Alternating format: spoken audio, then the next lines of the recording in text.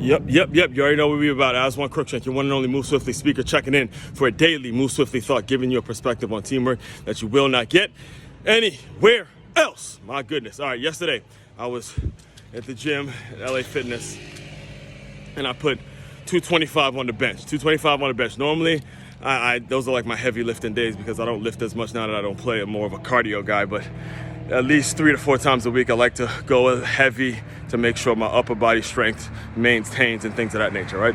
So I put 225 on the rack, and normally I hit it like 3 to 4 times over maybe 3 or 4, about 4 reps. So I do some abs with it, things like that. And this cat saw me. This guy was next to me. This was like 5 a.m. in the morning. That's usually what time I'm in the gym.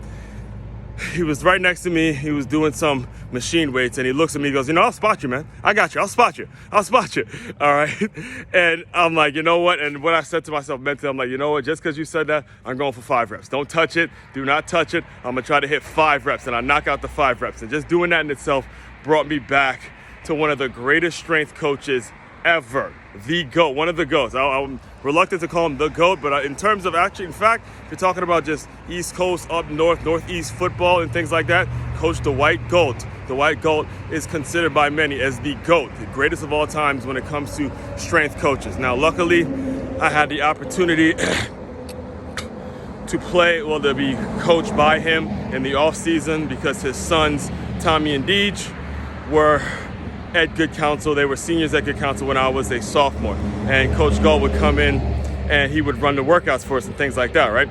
So the first one I didn't go to. I remember it was a cat named Joe Heineman. Joe Heineman went to the first one because he was expected to be on varsity his sophomore year and things like that. He was kind of a highly sought after guy that freshman year. So I remember after, because Joe and I would work out together in strength class the next day or something like that. But after his first workout with Dwight Gold, here's what he did. He came in and spoke to us because at the time we were still freshmen.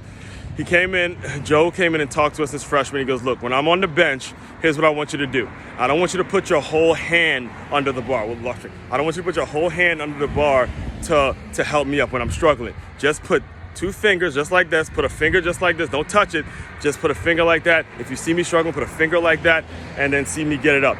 And what that did, anyone that's ever done a bench press before knows that when you're struggling with it, it's always nice to have someone that's gonna help you up, things like that. But when you put 2 fingers on there, no one touches it, you're not actually being helped at all, but you're able to get it up because mentally you know, all right, I have my teammate, I have my guy spotting me, I have my guy doing whatever it is I'm doing. And let me tell you, this is what I mean this is what I always talk about when I'm talking about mindset coaching. Yes, his title is strength coach for, I believe he's at Penn State University now, but the reality of what you have to do is mindset coach. In fact, just last night, I interviewed another former teammate of mine named Jordan Gush, and his episode will be out in a couple of weeks.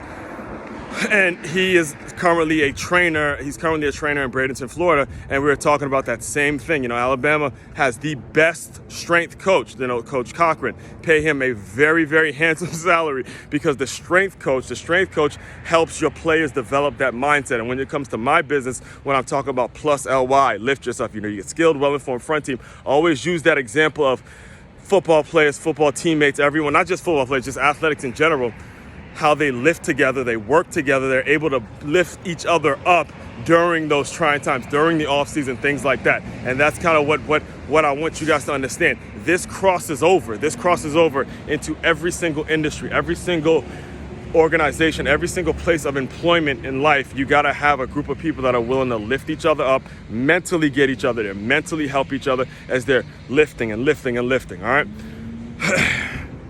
If you are listening to this on the Move Swiftly podcast, be sure to subscribe, hit that follow button. We're coming at you with fire 5 days a week.